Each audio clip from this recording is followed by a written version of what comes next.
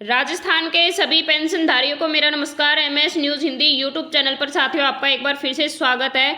आज का टॉपिक बेहद पेंशनधारियों के लिए बेहद खास रहने वाला है। तो 25 नवंबर 2025 से पेंशन में होने वाली है बढ़ोतरी।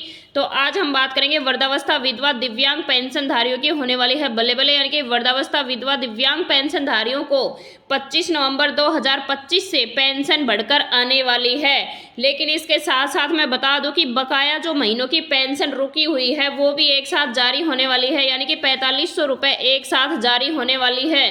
पेंशन धारक के लिए ये बहुत बड़ी खुशखबरी है। तो राजस्थान पेंशनधारियों का एक बार फिर से स्वागत है MS news Hindi YouTube channel पर। वीडियो में बने रहें। अभी तक आपने हमारे चैनल को सब्सक्राइब नहीं किया है तो MS news Hindi YouTube channel को सब्सक्राइब करना बिल्कुल भी ना भूलें। तो पेंशन के लिए मैं बता दूं कि वेरिफिकेशन की जो लास्ट डेट है, यानी कि बंद हो जाएगा पेंशन का पैसा आना 31 तारीख। आखिरी म्याद आज ही पूरी कर ले औपचारिकता। 31 तारीख कौन सी? 31 दिसंबर। जिला परिवीक्षा एवं समाज कल्याण अधिकारी देवेंद्र सिंह जांगल ने बताया है कि लाभार्थी पेंशन का वार्षिक सत्यापन ई मित्र, कियोस्क, ई मित्र प्लस आदि केंद्रों पर उंगली की छाप यानी कि अंगूठे या अंगूठा लगवाकर करवाया जा सकता है। तो ये आपके लिए बेहद खास सूचना है कि आप 31 दिसंबर से पहले अपना सत्यापन करवा लें। अब 25 नवंबर 2025 से नए 6 नियम भी लागू होंगे। नीचे दिए गए टॉपिक पे हम बात करेंगे, साथ मिलकर विस्तार से जानेंगे कि पेंशन राशि में बढ़ोतरी कितनी होगी और किसको कितनी राशि मिलने वाली है।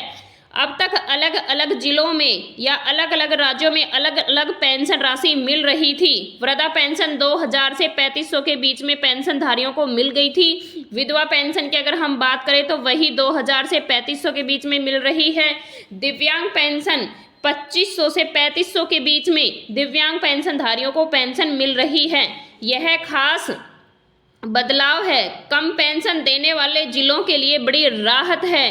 देरी और गड़बड़ी में कमी नहीं होगी। मोबाइल पर एसएमएस के अलर्ट के जरिए जानकारी मिल जाएगी, यानी कि अपना मोबाइल नंबर और आधार नंबर अपडेट करवाएं, जिससे एसएमएस यानी कि मैसेज से अलर्ट के जरिए आपके जानकारी मिलती रहेगी। दूसरे नियम की अगर हम बात करें तो डिजिटल लाइफ सर्टिफिकेट अनिवार्य होगा। अब हर साल जीवित प्रमाण पत्र देना होगा। मोबाइल से भी जमा करवा सकते हैं अपने दस्तावेज। यानी मैं साथियों आपको बता दूं कि वृद्धावस्था पेंशनधारियों के लिए हर साल जीवित प्रमाण पत्र देना अनिवार्य कर दिया गया है। अब हम तीसरे नए नियम की बात करते हैं कि घर बैठे प्रक्रिया पूरी की जाएगी। नए दस्तावेज जमा करवाने पर पेंशन रुकेगी नहीं। अगर आपने नए दस्तावेज जमा नहीं करवाए तो आपकी पेंशन रोक दी जाएगी। अगर हम 4 नंबर के नियम की बात करें तो आधार बैंक लिंक जरूरी है। अब पेंशन पाने के लिए बैंक अकाउंट आधार से लिंक होना बहुत जरूरी है। ई-केवाईसी संपूर्ण रूप से होनी चाहिए। लिंक यानी कि अगर आपका आधार कार्ड या बैंक से लिंक नहीं है, अगर आपका मोबाइल नंबर लिंक नहीं है तो यह फर्जी लाभ आर्थिक को रोकने के लिए शुरू कर दिया है। तो आप फर्जी पेंशनधारी कहलाएंगे। तो समय रहते हुए ही अपना आधार कार्ड बैंक से लिंक करवा लें। 5वें नियम की बात करें तो पात्रता शर्तों में क्या क्या बदलाव है। पेंशन पाने वाले व्यक्तियों के लिए नई शर्तें हैं। उम्र 60 वर्ष से अधिक होनी चाहिए। वृद्ध पेंशनधारी के लिए अगर हम दिव्यांगता की बात करें तो 40% या उससे अधिक 40% का प्रमाण पत्र होना बहुत जरूरी है। विधवा के लिए मृत्यु प्रमाण पत्र आवश्यक है। परिवार की जो आय सीमा है वो तय सीमा के अंदर ही होनी चाहिए। अब हम 6वें नए नियम की बात करते हैं। पात्र लाभार्थियों पर सख्ती। अब जो भी लाभार्थी जीवन प्रमाण पत्र नहीं देंगे या ई-केवाईसी अधूरी होगी, गलत जानकारी देंगे तो उनकी पेंशन सीधे ही बंद कर दी जाएगी। लाभार्थियों की सार्वजनिक सूची ऑनलाइन है या नहीं, ऑनलाइन करवानी होगी। अब हर राज्य की पेंशन सूची ऑनलाइन देखी जा सकेगी। हर जिले की पेंशन भी हम अपने मोबाइल से देख सकते हैं। कौन कौन लाभार्थी कौन कौन पेंशन ले रहे हैं, किस जिले में कितने लोग गलत नाम की पहचान है। इसी पूरी प्रक्रिया को पारदर्शी बनाया जा रहा है। पेंशन में अगर हम बात करें राजस्थान के जयपुर जिले की, तो राजस्थान प्रदेश में सामाजिक पेंशन के हितग्राहियों का भौतिक सत्यापन कराया जा रहा है।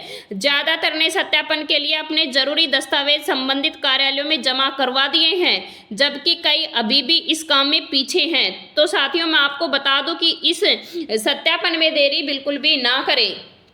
केवल 35.65% पेंशनर्स का ही सत्यापन हुआ है।